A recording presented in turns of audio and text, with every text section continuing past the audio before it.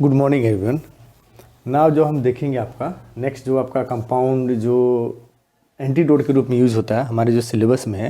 पहला हमने देखा आपका सोडियम आपका थायोसल्फेट, सेकंड आपका सोडियम नाइट्राइट। इस कंपाउंड को देखेंगे। हमारे सिलेबस में 3 कंपाउंड दिया है, sodium thiosulphate, sodium nitrite and activated charcoal. तो ये दूसरा कंपाउंड है।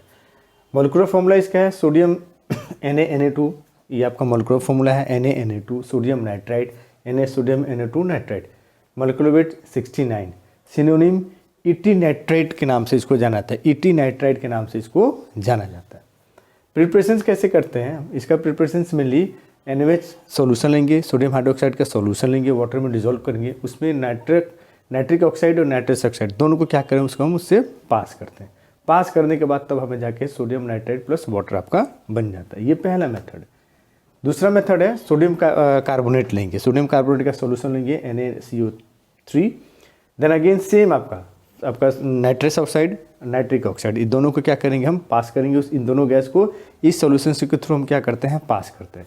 देन सोडियम नाइट्रेट आपका एज सच आपका सॉलिड के रूप में वहाँ में बन जाता है और with the evolution of carbon dioxide gas आपका होता है। देन हम इसको ये भी कर सकते हैं, तो सोडियम नाइट्रेट होता है, उसको जब हम हीट करेंगे पोटेशियम आपका लेड के साथ, Pb के साथ, तो क्या करता है आपका यहाँ से एक ऑक्सीजन को आपका रिमूव करता है, मतलब रिड्यूस कर देता है। ठीक, तो ये सोडियम नाइट्रेट को लेंगे, लेड के साथ इसको हीट करेंगे तो आपका बनेगा sodium nitrite plus lead oxide. तो ये 3 मेथड होते हैं सोडियम नाइट्रेट को प्रिपेयर करने का। प्रॉपर्टीज़ क्या होते हैं? सबसे पहले आपका physical properties, slight yellowish powder होता है, ऑर्डरलेस होता है और सैलाइड इन टेस्ट, मतलब थोड़ा सा नमकीन इन टेस्ट होता है, वाटर सोल्यूबल होता है। आपकी केमिकल प्रॉपर्टीज़ में जब इसको हम सोडियम नाइट्राइट को 330 डिग्री टेम्परेचर पर हीट करेंगे, बॉयल करते हैं, ये टूट जाता है, सोडियम आपका ऑक्साइड बनाता है, nitrous oxide and nitric oxide, ये 2 गैस बनते हैं, इवापोरेट होते हैं। तो ये 330 डिग्री पर ये डिकम्पोज हो जाता है, टूट जाएगा, डिकम्पोज हो जाता है। देन आपका है, इसका मेनली हम लेबोरेटरी में यूज़ करते हैं, जो सोडियम नाइट्राइट है उसका लेबोरेटरी में यूज़ करते हैं जब कोई हम रिएक्शंस कैरी आउट करते हैं और वहाँ पर सोडियम एजाइड की प्रोडक्शन बहुत ज़्यादा हो जाती है और उस चीज़ को हमें वहाँ से रिमूव करना है, उस लेबोरेटरी में से वहाँ से हमें सोडियम एजाइड को रिमूव करना है। तो उसके लिए हम क्या करते हैं, इसको यूज़ करते हैं। तो सोडियम एजाइड को जब सोडियम नाइट्राइट के साथ ट्रीट करेंगे और आपके साथ में कोई आपका थोड़ी सी उसमें अमाउंट हम रखेंगे एसिड, 2H का मतलब होता है, H प्लस पॉजिटिव का मतलब होता है acid, other H2SO4 HCl HNO3 के 1-2 ड्रॉप उसमें क्या करते हैं, हम ऐड करते हैं। देन आपका नाइट्रोजन जो यहाँ पर है Na2, ये है सोडियम एजाइड में, यहाँ से आपका क्या होगा, ये डिकम्पोज होगा, नाइट्रोजन गैस बन के इवॉल्व होगा, नाइट्रस ऑक्साइड गैस बन के इवॉल्व होगा, सोडियम आयन बनेगा और आपका H2O वाटर बनेगा। ये चीज़ बनती है। इस तरीके क्या होता है, आपका सोडियम एजाइड जो एक्सेस अमाउंट में बना है ये टूट जाता है। देन है in production of nitrous acid, laboratory में जब हम रिएक्शन कर रहे होते हैं तो उस केस में हमें नाइट्रस एसिड की ज़रूरत होती है। बहुत सारे ऐसे रिएक्शन, क्योंकि नाइट्रस एसिड का जो फार्मूला होता है वो होता है HNO2 और ये हम जैसे नाइट्रिक एसिड होता है HNO3 स्टोर करके रखते हैं, HNO2 को हम स्टोर करके नहीं रख सकते। इसको हम जब हमें रिएक्शन में ज़रूरत होती है तब उसी टाइम हम इसको क्या करते हैं, HNO2 को नाइट्रस एसिड को बनाते हैं। तो नाइट्रस एसिड का अधिकतर जहाँ भी जिस रिएक्शन में हमें नाइट्रस एसिड की ज़रूरत होती है वहाँ पर हम इसी को यूज़ करते हैं as a starting material. NaNO2 plus H2SO4 हो गया, HCl हो गया, उसके साथ ट्रीट करेंगे तो हमें HNO2 बनती है। फिर ये फर्दर आपका रिएक्शंस करता है। खासकर आप देखेंगे जितने डाइज बनते हैं आपके, जो एजो डाइज होते हैं, N डबल एंड आपका जो azo dyes N double bond N, वहाँ पर हम इसी रिएक्शंस को यूज़ करते हैं, इसी के थ्रू बनाते हैं। तो ये आपका रहा तीसरा आपका केमिकल प्रॉपर्टीज होता है सोडियम आपका नाइट्राइट का। नेक्स्ट जो हम अब देखेंगे वो है सोडियम नाइट्रेट का mechanism of antidote action. Means आपका सोडियम नाइट्रेट कैसे किसी पॉइजन के इफेक्ट को न्यूट्रलाइज करता है या आपका ख़त्म करता है। मेनली इस ड्रग को, इस कंपाउंड को हम यूज़ करते हैं साइनाइड पॉइजनिंग के केस में। मतलब साइनाइड को अगर खा लेता है नोइंगली या अननोइंगली किसी के बॉडी में एडमिनिस्टर्ड हो जाता है तो उसके इफेक्ट को कम करने के लिए उसको हम यूज़ करते हैं। ये ड्रग क्या करता है, एक्चुअल में जो साइनाइड पॉइजनिंग होती है, साइनाइड हमारे बॉडी के अंदर जाता है, जाने के बाद वो जो साइटोक्रोम ऑक्सीडेज एक एंजाइम होता है ETC में, इलेक्ट्रॉन ट्रांसपोर्ट चेन होती है, जो मेटाबॉलिज्म का लास्ट स्टेप होता है जिसमें ATP की फॉर्मेशन होती है। उस एंजाइम को क्या करता है, इनहिबिट होता है, जिससे ATP की फॉर्मेशन नहीं होती है।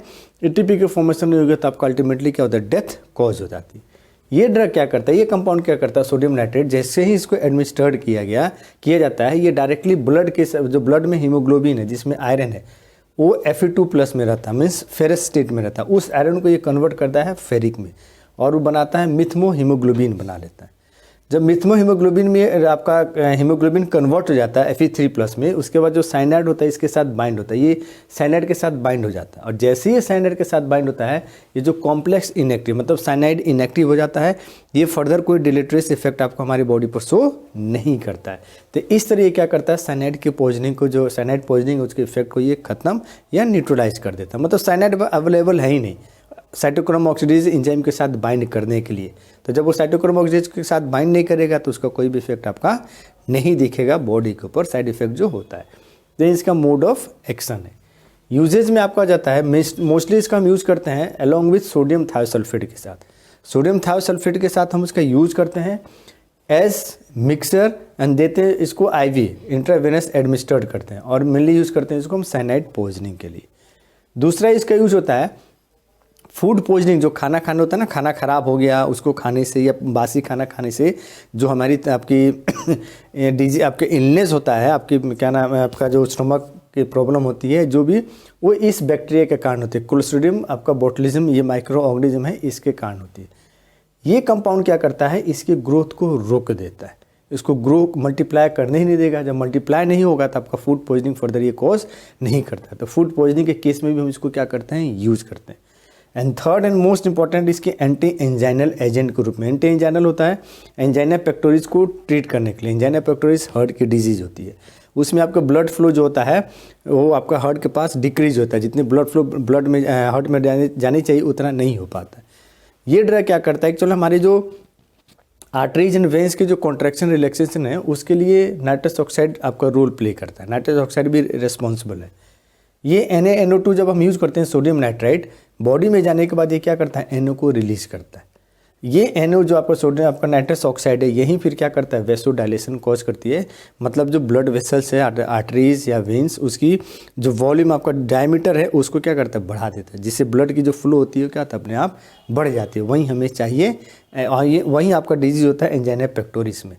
तो ये चीज़ आपका काम यूज़ करता हूँ as a anti anginal agent के रूप में। तो ये 3 मेन इसका यूजेज होता है। लास्ट जो हम ड्रग या कंपाउंड देखेंगे जिसका हम एंटीडोट के रूप में यूज़ करते हैं और हमारे सिलेबस में दिया गया है वो है आपका activated charcoal. Activated charcoal, actually में चारकोल जो होता है ना, it is simply burned wood from which all the oxygen have been removed. मतलब लकड़ी को जो लेंगे उसको हम हीट करेंगे और उस समय तक हीट करेंगे जब तक उसमें ऑक्सीजन या ऑक्सीजन रिलेटेड कंपाउंड जो भी है, मीन्स कार्बन को छोड़ के जितने भी मटेरियल उसके अंदर एलिमेंट प्रेजेंट है वो सब के सब आपका क्या होता है, वहाँ से रिमूव हो जाती है और लास्ट में आपको क्या बचता है, सिर्फ ब्लैक एंड ब्लैक आपका रेसिड्यू बचता है। वही चीज़ आपकी होती है चारकोल होती है। तो यही आपका चारकोल है। कैसे बनाते हैं, वही लकड़ी को लेंगे, उसको हीट करेंगे इन एब्सेंस ऑफ एयर, और जो रेसिड्यू लास्ट में बचता है वहीं आपका क्या हो गया, कार्बन हो, आपका जो प्योर कार्बन आपका, तो उसमें कोई दूसरी एलिमेंट आपका प्रेजेंट नहीं होता। लेकिन उस कार्बन को डायरेक्टली हम एज एंटीडोट के रूप में यूज़ नहीं कर सकते हैं, उसको हम क्या करते हैं, एक्टिवेट करते हैं। एक्टिवेट करने का मतलब जो एब्जॉर्प्शन पावर होती है उस एब्जॉर्प्शन पावर को क्या करना और ज़्यादा बढ़ा देना, ताकि कम अमाउंट में ही ज़्यादा चीज़ को क्या करेगा, आपका एब्जॉर्ब कर लेगा। तो वो कैसे करते हैं, जब वही जो आपका प्योर कार्बन जो बचा, जो रेसिड्यू बचा कार्बन, उस चीज़ को लेते हैं, उसको हम ट्रीट करते हैं oxygen, carbon dioxide, steam, zinc chloride, H2SO4 या इनके कम्बिनेशन से लेकर उनको क्या करते हैं, हम ट्रीट करते हैं। एट 500 to 900 डिग्री टेम्परेचर पर इसको हम हीट करते हैं। तो इससे क्या होगा, अगर बाई चांस कोई इस वुड से जब हम इसको प्योर कार्बन में कन्वर्ट कर रहे थे, तो कोई एलिमेंट अगर बच गया हो तो भी एलिमेंट क्या हो, इनके साथ रिएक्ट करके उनका रिमूवल हो जाता है और सिर्फ क्या बचता है, हमें प्योर कार्बन बचती है। तो यही इसका मेथड होता है प्रिपरेशन का और एक्टिवेशन का। प्रॉपर्टीज़ क्या होती है, fine black odourless and tasteless आपका पाउडर एकदम फाइन होगा, पाउडर जैसा होता है, जैसे हम डस्टिंग पाउडर यूज़ करते हैं उनकी तरह एकदम फाइन होगा। ब्लैक होगी, कोई ऑर्डर नहीं होगा, कोई आपका टेस्ट नहीं होती है। इसमें ग्रिटी मैटर नहीं था। ग्रिटी मतलब जो जैसे छोटे छोटे पत्थर होते हैं ना, खुरदरे टाइप के, उस टाइप के इसमें कुछ नहीं, एकदम स्मूथ पाउडर आपका होता है। इनसोल्यूबल इन वाटर, और दूसरे जो ऑर्गेनिक सॉल्वेंट होते हैं इसमें ये इनसोल्यूबल होता है। यही आपका फ़ायदा करता है कि पॉइजन को एब्जॉर्ब करने के लिए, जब पॉइजन को रिमूव करने के लिए एज ए एंटीडोट के रूप में हम इसका यूज़ करते हैं। काम कैसे करता है ये जो कार्बन होता है ना, ब्लैक कार्बन जो, या जो एक्टिवेटेड चारकोल होती है, ये इसकी एड्जॉर्प्शन होता है ना। एड्जॉर्प्शन क्या होगा? सरफेस फिनोमेनन, मतलब ये कार्बन रहेगा जो भी आपका है, इसके ऊपर कुछ भी जो चीज़ होगी क्या एकदम चिपक जाए, एब्जॉर्ब होगा, अंदर के अंदर नहीं जाएगा, बाहरी रहेगा, ऐसे एब्जॉर्ब हो जाती है, सरफेस फिनोमेनन होती है। तो ये क्या करते हैं, जो भी पॉइजन होती है इनकी आपकी बहुत अच्छा इसमें टेंडेंसी होता है कि जो पॉइजन होता है, पॉइजन को खुद अपने तरफ अट्रैक्ट करता है, खींचता है अपनी तरफ। तो जो भी पॉइजन होता है वो क्या होगा, इससे जाके आपके चिपक जाएगा, एब्जॉर्ब होगा इसके सरफेस के ऊपर। एब्जॉर्ब होने के बाद ये क्या ना वाटर में सॉल्यूबल है ना ऑर्गेनिज्म में सॉल्यूबल है, तो एज ए प्रेसिपिटेट के रूप में हमें स्टोमक में रहता है। फिर वहाँ से थ्रू आपके जो इंटेस्टाइन और लार्ज इंटेस्टाइन, स्मॉल इंटेस्टाइन होते हुए हमारे जो एनएस रूट है, एनएल के तुम्हारे बॉडी से क्या होता है, आपका बाहर निकल जाता है, elimination along with the poison.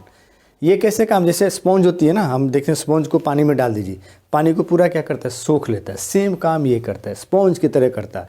जैसे हमारी स्टोमक के अंदर गया, जो भी वहाँ पॉइजन होगा उसको क्या करे, सब के सब एब्जॉर्ब कर लेगा, और एब्जॉर्ब करने के बाद फिर वो छोड़ता नहीं है, फिर वो इनसॉल्युबल चीज़ हो जाती है और बॉडी से आपका क्या होता है, बाहर निकल जाती है। यूजेस, ये हम ड्रग ओवरडोज और केमिकल पॉइजनिंग दोनों के लिए हम यूज़ करते हैं। मतलब कोई ड्रग ले लिया गया है, जितना आपको खाना है उसके ज़्यादा अमाउंट में, डबल ट्रिपल या ज़्यादा अमाउंट में बहुत ज़्यादा दिन तक लेते रह गए, तो उस चीज़ को रिमूव करने के लिए कोई केमिकल पॉइजनिंग हो गया, तो दोनों को रिमूव करने के लिए हम क्या करते हैं, इसको यूज़ करते हैं। जैसे हैवी मेटल्स होता है, वायरस होता है, बैक्टीरियल फंगल टॉक्सिन्स में, जैसे आपका जो फूड पॉइजनिंग के केस में होता है, जो आपका क्लोस्ट्रीडियम बोटुलिज्म के कारण होता है, कोई बैक्टीरिया आपके बॉडी के अंदर गई, वो टॉक्सिन्स रिलीज़ कर दिया, या खाना आपने खाया, कोई ऐसे आर्टिकल्स लिए जिसके ऊपर बैक्टीरियल फंगल टॉक्सिन्स प्रेजेंट है, उसको आपने इनहेल किया या एडमिनिस्टर्ड हो गया आपके बॉडी में, स्वेलूड कर लिया, तो फिर उस चीज़ को रिमूव करने के लिए बहुत ही अच्छा आपके क्या नाम है, एंटीडोट होता है, क्योंकि इसको कोई साइड इफेक्ट नहीं होता है। ये ना वाटर में सॉल्यूबल है, तो ये इसका एब्जॉर्प्शन भी नहीं होता है, ब्लड भी नहीं जाता है। और इसकी सबसे बड़ी खासियत क्या होती है कि जितना इसका वेट होता है, अपने वेट से ज़्यादा अमाउंट में जो भी इंजurious आपका सब्सटेंस होता है, जो मतलब ये जो पॉइजन होते हैं, उनको क्या करता है, ये अपने से बाइंड कर लेता है, अट्रैक्ट कर लेता है। तो कम अमाउंट में ही ज़्यादा पॉइजन को क्या करता है, आपको रिमूव करने की इसके लिए इसके अंदर टेंडेंसी होती है, इसलिए इसका यूज़ सबसे ज़्यादा होता है। क्लासिफिकेशन भी आपको याद होगा, कराया होगा, तो यूनिवर्सल जो एंटीडोट आपको बताया था, यूनिवर्सल एंटीडोट मीन्स ऐसे एंटीडोट जब हमें पॉइजनिंग की नेचर नहीं मालूम होती है, उस केस में भी हम क्या करते हैं, उसको यूज़ करते हैं। तो उसमें अगर कंपोजिशन अगर आपको याद होगा तो 50% ही एक्टिवेटेड चारकोल ही रहता है, 25% आपका टेनिन रहता है, 25% आपका मैग्नीशियम ऑक्साइड, लेकिन 50%, इसका रीज़न यही है क्योंकि अपने जिसका इसका अगर 2 ग्राम वेट है या 2 मिलीग्राम ले रहे हैं, तो ये कम से कम 5-6 मिलीग्राम पॉइजन को क्या करता है, अपने आप ये एब्जॉर्ब कर लेता है और रिमूव करने की टेंडेंसी इसके अंदर रहती है। तो यही इसका आपका यूजेज है, यही एक्टिवेटेड चारकोल है, और यही आपका एंटीडोट जो लास्ट कंपाउंड है एंटीडोट में, यही आपका है एक्टिवेटेड चारकोल। तो ये 3 कंपाउंड है, सोडियम थायोसल्फेट, सोडियम नाइट्राइट और एक्टिवेटेड चारकोल। यही 3 कंपाउंड हमारे सिलेबस में दिया गया है, जो आपको पढ़ना है एज ए एंटीडोट के रूप।